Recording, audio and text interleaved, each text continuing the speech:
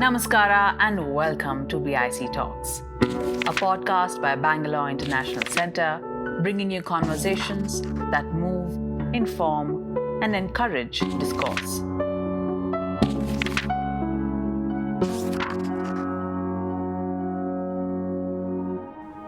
See, I'm not a political scientist or anything, but I think our silence is our complicity.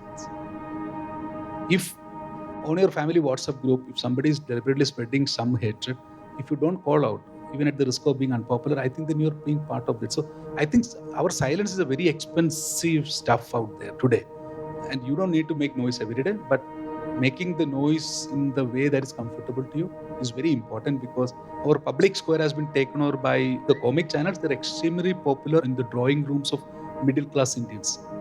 I know n number of parents who watch these channels and children who resist it, who don't want to watch it. So if your father switches on and Republic TV, you must be able to tell him, Dad, you can't watch this here. So that is all part of so there is no one word, one solution to it. So I have disconnected my cable TV long ago because I don't think anything there to watch. So I subscribe to all the OTT platforms. But I'm saying that many of us are silent. We have been silent for far too long. Josy Joseph, an award-winning journalist based in New Delhi, is the national security editor of the Hindu newspaper. He has been editor of special projects for the Times of India, an associate editor with the DNA newspaper, and has also been with several other publications. Josy's stories have fostered greater public debate and have contributed to significant policy and systemic changes. His reporting has resulted in several high-profile officials being forced out of office, triggering the arrest of many others, as well as federal criminal and military investigations.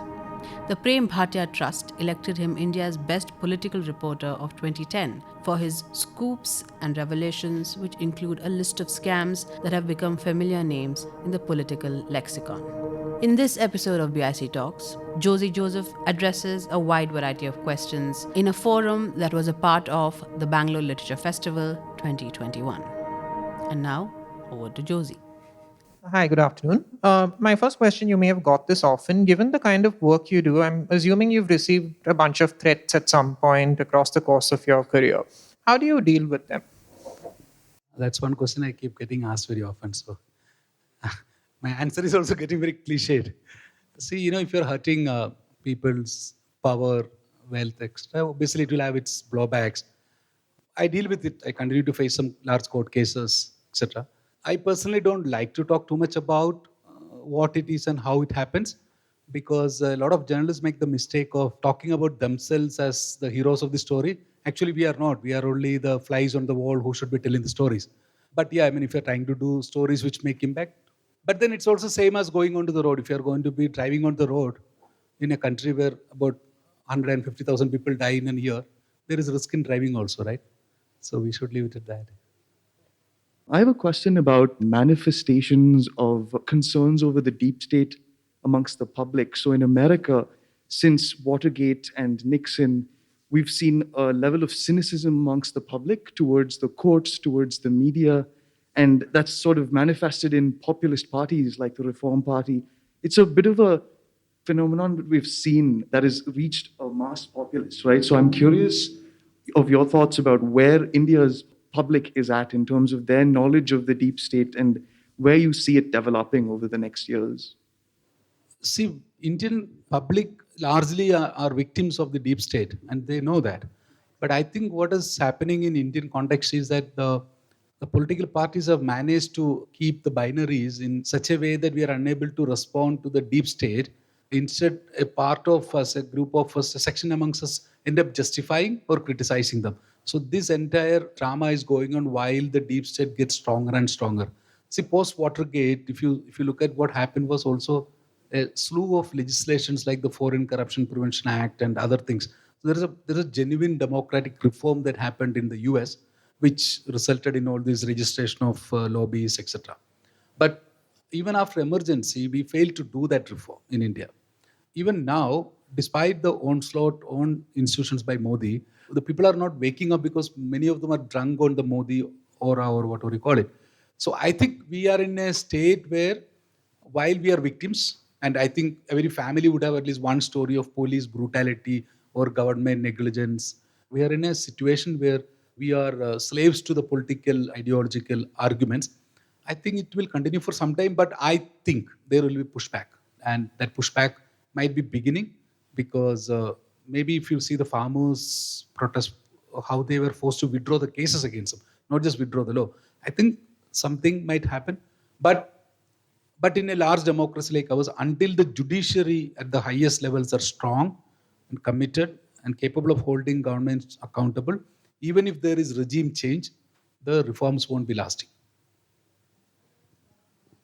A British Muslim was taken in by MI5, interrogated, then transferred to Guantanamo, and he went through 5 years of hell before being released. And his case was raised, and it went through the courts, and he was ultimately given a compensation of £800,000. Is there any such case that comes to your mind in India, firstly? And secondly, do we need cases like this to get some relaxation on the hold of the deep state? The police, the enforcement directorate, intelligence, etc., they only have protection in their discharge of duty upholding the Constitution of India. They do not enjoy protection for killing somebody or torturing someone, right? But in our country, we have not seen very many cases where there have been some. In fact, the most interesting aberration is in Manipur, where you have over 50 policemen on trial for killing innocents as militants about a decade earlier. Other than that, occasionally we see cases where some policemen get convicted. Those are exceptions. It's not the norm. The second thing is that in the US, especially if you see, when someone is proved to be wrongly jailed or comes out, there is also a kind of financial compensation, etc. And those kind of compensations are important, especially out of those villains, officials who have crucified them. Then I think might be a good way to change the tide. Because when I was doing this story, some parts of my research I did not even use. For example, the entire crackdown on this organization called Student Islamic Movement of India, SIMI, after 9/11. Hundreds of cases, thousands of people, very similar sounding charge sheets. And in most of those cases, people are finally acquitted. You have ruined the young life of thousands of youngsters, right? So I'm saying that we need to bring it in. In medical negligence, I know cases where of Dr. Kunal Shah, where his wife was died in Calcutta about 20 years ago. Their Supreme Court awarded a 12 crore compensation for medical negligence case. Other than that, I don't seem to know. Maybe I'm ignorant of such cases, but that's a very important thing, to hold officials responsible and to force them or their departments to compensate. Yeah, it's a slightly different question. I think you sort of mentioned it in the earlier session you had today. A couple of other sessions also, I saw a lot of talk about how politicians have divided society, and they're scratching at the seams of divisive behavior, and how they're responsible for magnifying and bringing our society to where it is today. But especially in a democratic society like India, I sometimes feel that we are letting ourselves as citizens off the hook very easily, right? So when we say, so what's your view? When we blame politicians and say, Modi has done this to us or Indira Gandhi did this to us, aren't we letting ourselves off the hook as citizens and saying, oh, we are clean, we are pure, we are wonderful people, it's those politicians, but they are us. They came from us. But we don't seem to address that elephant in the room. How would you react to that? In theory, we should debate our individual moral moorings at par with that of the leaders. That's in theory right. But unfortunately, you and I don't rule 100 crore people. So the leaders have to be first held. These things, justice, liberty, human rights, whatever you call it, all those values will always be top down, never bottom up. Meaning, it cannot be that all 130 crore people of us become moralistic and correct and then it flows up. No, it will never happen. I don't think it has ever happened in history. It will always happen top down. We need to fix the leaders who make the mistakes. If it is a mistake, we can forget it. But if it is something criminal, like we have been seeing very often with this government or previous ones, they need to be fixed. Modi came to power only because we as a society, media, just judiciary, agencies, etc., were able to publicly hold the Manmohan Singh government accountable for corruption and misdeeds. The same thing should happen now. And this time I hope it is not just giving rise to another demon. I hope it gives rise to better laws, better judiciary, more reformed media, etc. So I think the debate about individual morality is, of course, it is there, and large number of Indians are immoral. But I think that's not contextually very important for us today, because I don't know if any one of us want to voluntarily pay bribe to anybody, but many of us we end up paying bribe and we feel embarrassed about it. We don't even talk back home and say, look, I had to pay bribe to constable. Why? Not because that he stopped you and you acknowledge your mistake, but because he was threatening to harass you. So you, instead of avoiding harassment, you just paid the bribe. I'm saying we are being forced into situations where average citizens are being forced to bribe, which doesn't happen in most democracies, at least in developed democracies, the more liberal democracies. It's an important question to ask, and that's something that I addressed partially in my first book, A Feast of Vultures. But I don't think it's anymore about that. It's about very simply about you, Mr. Modi. If you have come to power and you have sworn to uphold the constitution of this country, you don't have the right to go there day after day in Uttar Pradesh and talk about Aurangzeb and talk about snide remarks which dehumanizes a large sections of our community with people with Muslim names who may not be even Muslims. Right? That's my argument on this. And same with whether it is Mamata Banerjee or Rahul Gandhi. Mr. Gandhi, you don't have the right to be the leader of opposition because you happen to be born in a family with the name Gandhi. You got to earn it if you are, but you don't earn it. I don't see you on the streets. I see you on vacations. I'm saying that when the debate comes down to us, you and me, that is when the divisions happen. We forget and we let the big rascals get away. I have a counter to it. Mahatma Gandhi, was he a reflection of the society, or was he someone who came up and influenced all of us to be better human beings? That's leadership. I personally don't agree with that debate. You want to be a leader, you got to do things to inspire all of us to be better human beings. You can't be a rascal and a criminal and then give us lectures over TV and radio every week saying that, we should do that, say, at COP26 at Glasgow.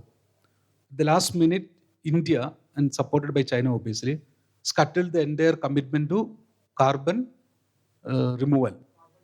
No, instead of phase out, it said phased out. India forced them to use the word phased out.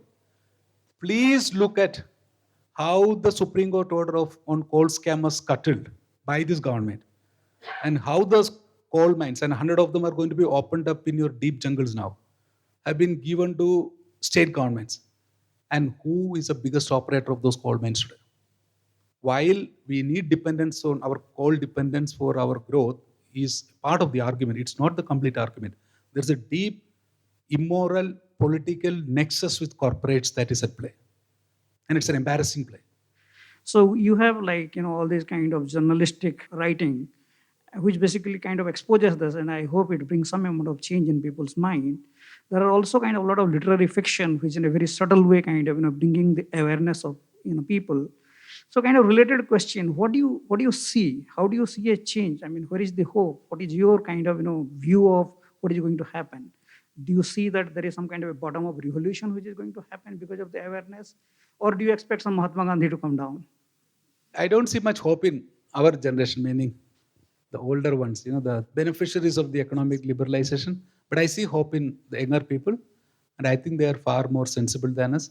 And I think it might be like in many countries I've seen, it might be a youth movement which might force the system to change, because our median age is less than 27, I think, because 50% of the population is less than 27. So in a young country like that, I think the change for demand will come from bottom up. You can't stop that force of nature, that youth, that wild youth energy. And trust me, it is already bubbling out. If you look at, for example, social media, at least Twitter, where I watch, I'm not very active, it is no more in the custody of a certain kind of narrative. People are pushing back. So I'm saying that the revolution might be bottom up, and we should be hopeful of revolution. I am hopeful of revolution because otherwise I wouldn't write the book, because I'm told that Tihar jail is not a very comfortable place to stay. So it is with great optimism that I write my books. See, we are now into election mode in so many states. And I have lived 30 odd years in Gujarat. And I know that there's a certain pattern that take place at the time of every election, whereby a particular party never gets defeated. Can you give an insight, some in-depth information on how this mechanism works? It's not the first government which has misused the deep state to set narratives. We have had several prime ministers who have tried to do that. Only thing is, it's being used at a scale that is unimaginable in the past. All of us knew that before 2019 elections, there would be some big terrorist attack and all that. So, I'm saying we all know the patterns. Now, is it genuine attack or not? I don't know. Like, for example, Parliament attack, which I've mentioned in my book, not in so much detail, but in relative detail. It was obvious that there is some arm of some deep state out there involved at some level with the Parliament attack. The pattern that you're talking about is very visible, obvious, no? The pattern is also obvious in the rhetoric of the political leadership. Look at the Prime Minister of India rhetorically talking about religion, communal discourse on a daily basis, because in UP, I think he's in trouble, probably. So we should expect chaos, we should expect violence, we should expect dehumanization of certain communities, especially Muslims. We should expect some kind of maybe terrorist activities and flare-ups, Pulwama or whatever. so we should expect, we all know it's not that the public are fools, but the timing and at that moment, the way it appeals to our core fears is what they need. They want you to be in fear for a few days only, and they will win the elections, or whoever it is. It's not just Modi who is doing it. Others have also done it. In the emergency era, as you know, it was Naxals and others. Indira Gandhi used CIA as his great threat for a long time. So it has been used systematically, and we should expect that pattern to repeat. Unless if we were to see a bottom-up revolution of youngsters getting on roads saying that, look, we don't want to see any terror attacks for the next 6 months. If anybody does a terrorist attack in this country, we'll hold the government accountable, or something like that.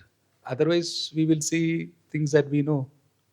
One thing is very clear. I think the strongman era of Modi is the beginning of the end is very visible from the time of the farm law withdrawal and all the drama that he's doing in UP, because obviously he's politically very shaken, because I think the ground feedback from UP is not good.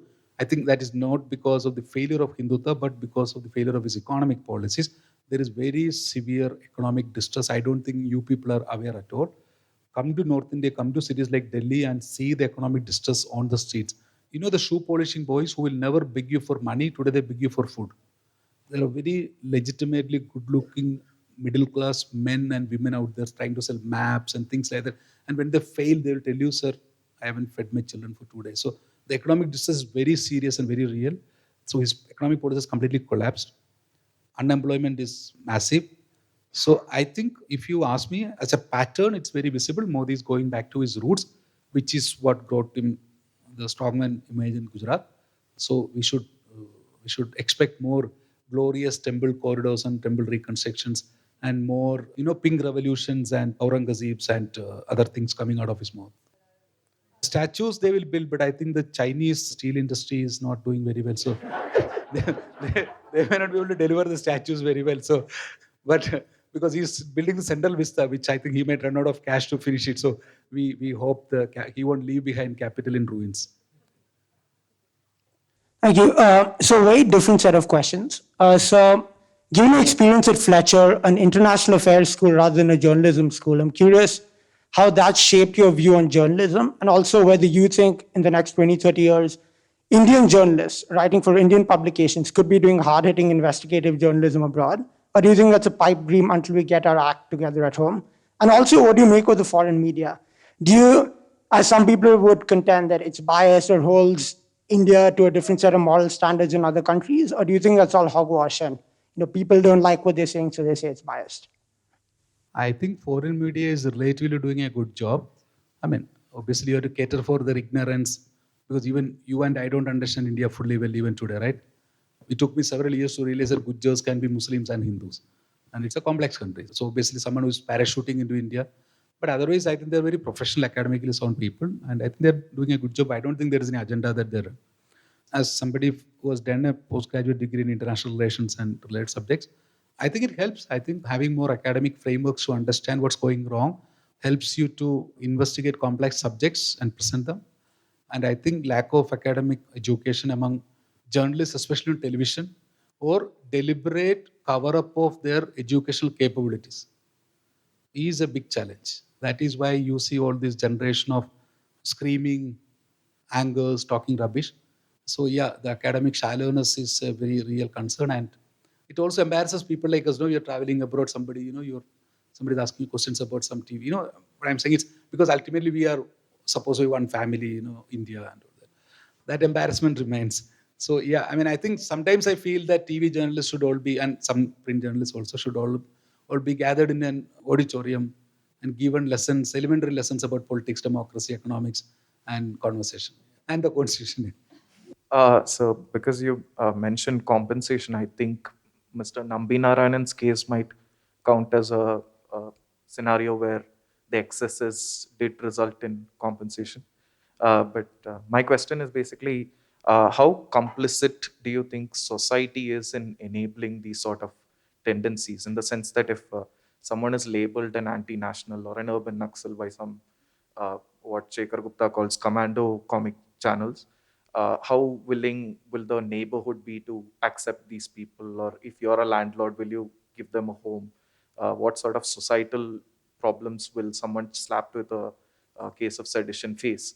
And how do you see this being remedied in terms of what can we change about society so that we don't assume guilt instantly just when somebody is accused of something, especially cases like these, like you're a traitor or you're a spy or See, I'm not a political scientist or anything, but I think our silence is our complicity. If on your family WhatsApp group, if somebody is deliberately spreading some hatred, if you don't call out, even at the risk of being unpopular, I think then you're being part of that. So I think our silence is a very expensive stuff out there today.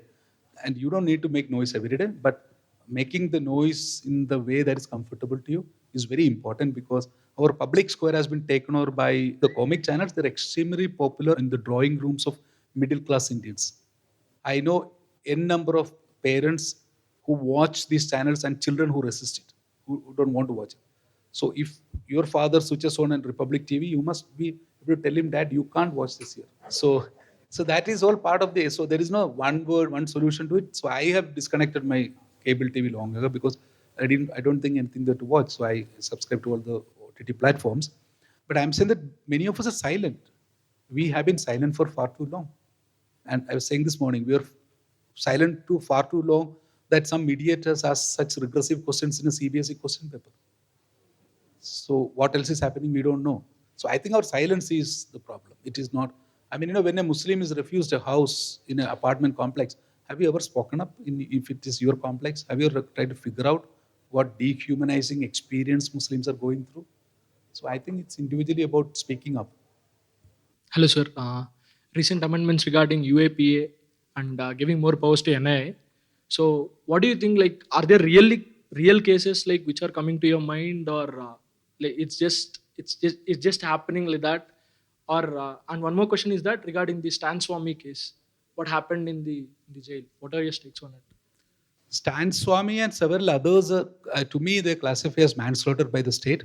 And I hope Stan Swami's comrades, colleagues will go to court demanding accountability from NIA and other people involved. NIA amendment, UAP amendments, etc. that you're talking, these are all ways of a deeply insecure political leadership trying to find cover and strength behind the abilities of NIA and other agencies. I have personally been involved in one case where this Malayali journalist called Siddiq Kapan was arrested under UAP and jailed, and we have now seen the charge sheet. Some idiot in UP police is passing judgments about his journalism and selectively. Actually, Siddiq Kapan has interviewed a lot of BJP leaders. They have just picked out some articles written about the anti-Muslim riots and saying that he has instigated Muslims.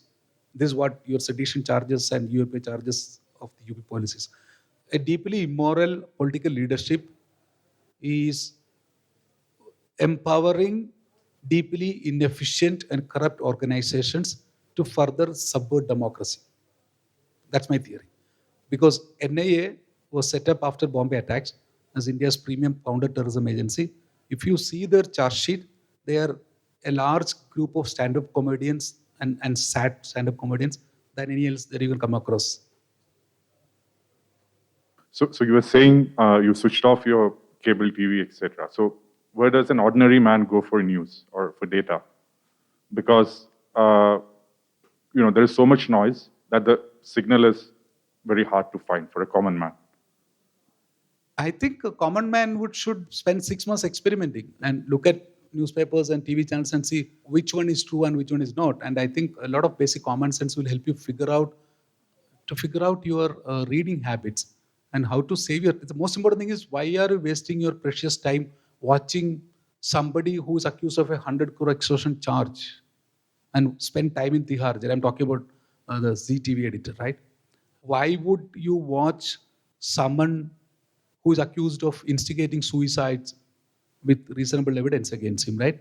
So I'm saying that it's all very easy to figure out. Actually, it's an overcrowded knowledge environment. So it is very easy to figure out the sources, where to read and what to read. And I think actually it's a very important question that you're asking, because if you don't know what to read, you'll end up reading all the rubbish and still don't understand the world around you. And that's what's happening to a lot of middle class urban Indians. I think they are the most ill-informed in the group. Yeah. So we know that you're a brilliant investigative journalist, goes without saying, understatement. But I was wondering if you'd consider taking the next step into politics and actually standing for PM someday, because obviously this nation is run. No, I'm not kidding, I'm serious. This nation is run by politicians who are singularly ill-qualified for the job. They all believe in that, they belong in that uncomfortable Tihar jail you were talking about. So why don't we have someone like you at the helm? Because I know I'll cast my vote for you, and I know I'm not alone in saying this.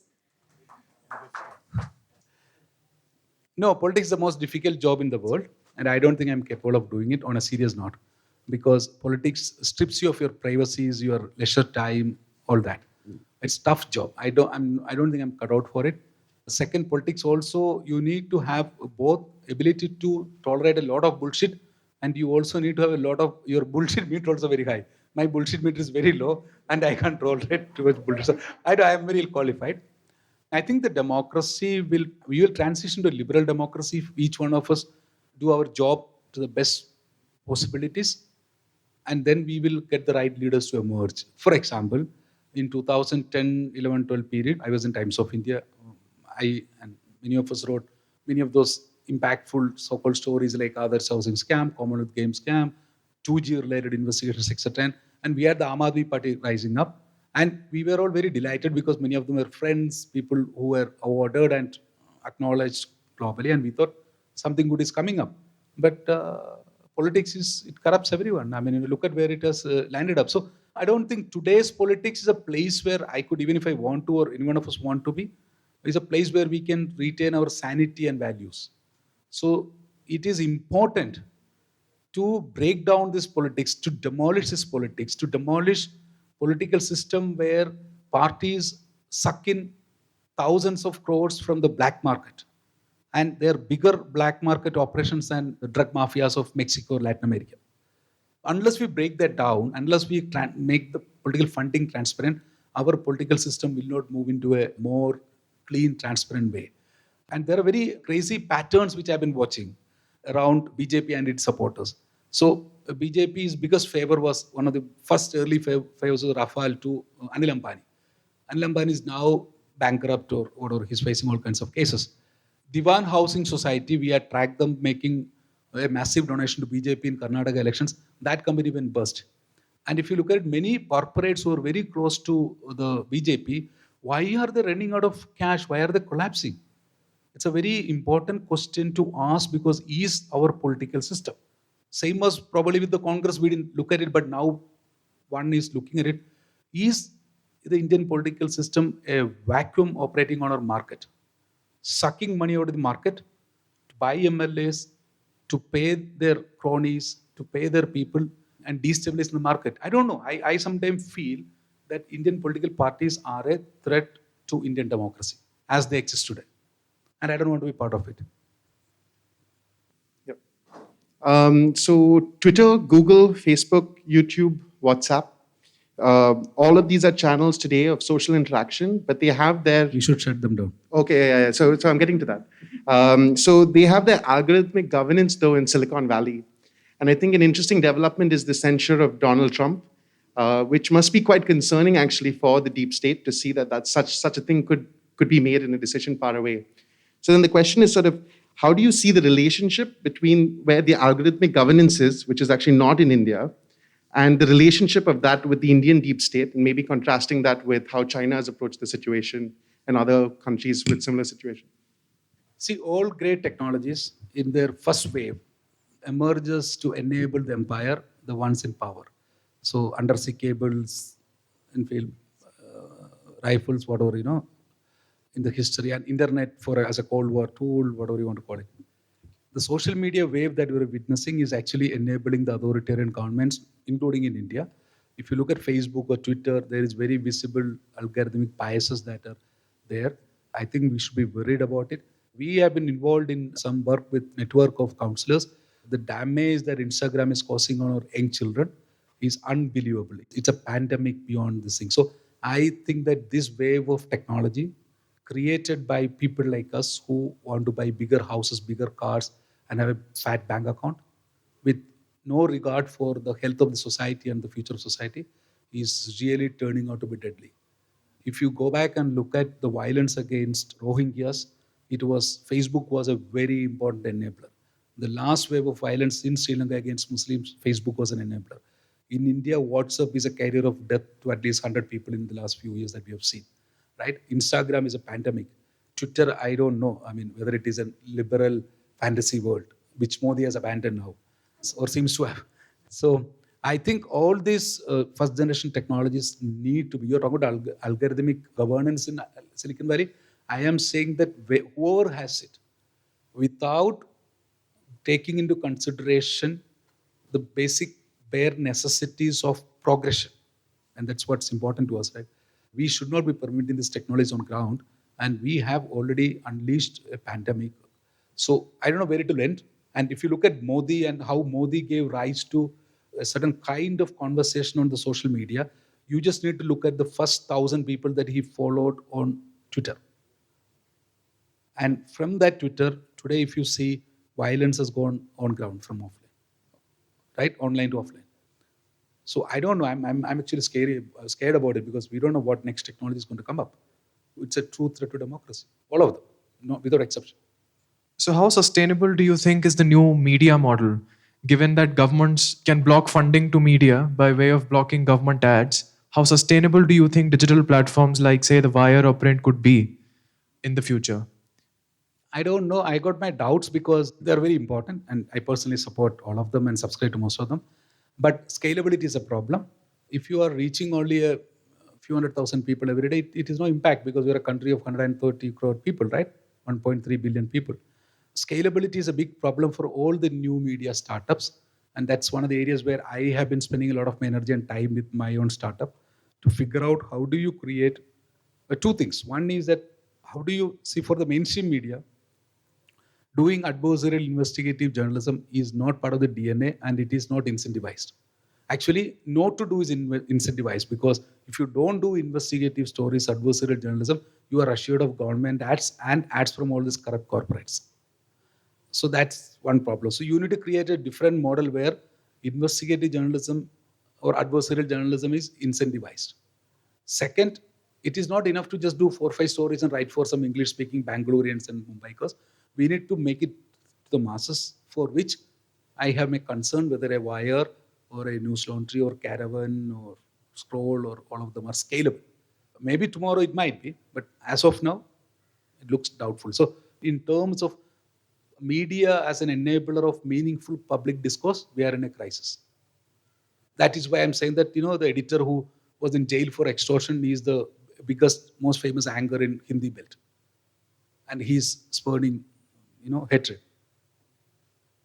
So if you see media, I think there are two divisions. There's media which most of the people say is right wing. There's media which most of the people say is left wing. For example, Wire or Caravan or whatever is independent media. So why do you think there are divisions? I mean, I also personally feel that whatever is left-wing media, I don't see anything positive about the opposition. I mean, probably the BJP, or even if there is something positive. So why do you think there's a division, and why do you think we don't get a neutral news? There is a lot of fact to what you're saying, because those media which is called right wing is obviously right wing, we know, because in India right wing is also mixed up with a lot of fake news and fakery. The left wing media, truly a lot of media houses are left wing, or at least partially, because they are informed by the biases of upper caste biases of the newsroom, of the old lingering ideological left leanings, etc. So there is a problem, but I think to be truly independent, truly neutral, is not to balance a right winger's rubbish with a left wing explanation. That's also not fair journalism. Fair journalism is slightly expensive. It has to be informed with facts, data, investigations. So one of the problems is that we don't have the resources today in this country with any media house. I'm not talking about the mainstream media house. Most of them are actually advertisement houses. The new media houses, they don't have the money to be as fair as they want to be. Second is that many of them are unable to shed the legacies, because we were also under Congress rule and left influenced academic life for a too long period. From there, instead of moving, finding the center ground, we are going to the right, where you have this glorification of the glorious past about surgery. Prime Minister is talking about plastic surgery 5,000 years ago and all that crap. So we are in uncharted waters. So there is no money and a lot of it. So, and also the newsrooms are very biased in terms of, they don't realize it. To my understanding, in the government of India has a Press Information Bureau accreditation list. I think there are about 5,000 journalists. To my understanding, there are hardly 1 or 2 Dalits accredited in this country on that list, not more. The rest are all upper caste Hindus, Christians, Muslims, all elites mostly, and others. Thank you for staying on for the full conversation. If you liked what you heard, please share it with family and friends. You can also leave us a review on iTunes or Apple Podcasts. The crew that makes these podcasts possible are Gaurav Krishna and Ishan Gupta on sound supervision and production, with support from S. Sarvanaraj and Raghavendra Tenkaila.